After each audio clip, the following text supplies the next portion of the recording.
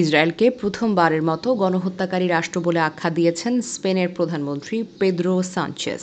বিশ্বের একমাত্র এই ইহুদি রাষ্ট্রের সঙ্গে স্পেনের বাণিজ্যিক সম্পর্ক ছিন্ন করা হয়েছে বলেও জানিয়েছেন তিনি।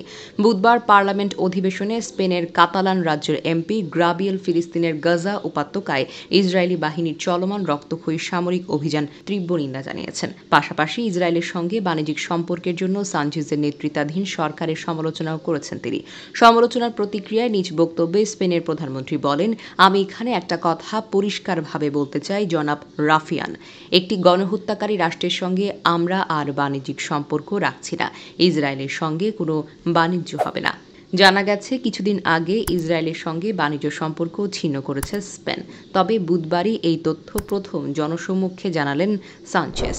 উল্লেখ্য, গাজা উপত্যকায় গত ১.৫ বছরের বেশি সময় ধরে ভয়াবহ সামরিক অভিযান চালাচ্ছে ইসরায়েলের প্রতিরক্ষা বাহিনী। এতে এ পর্যন্ত নিহত হয়েছেন ৫২,৯০০ জন, আহত হয়েছেন ১,১৯,৮৪৬ জন।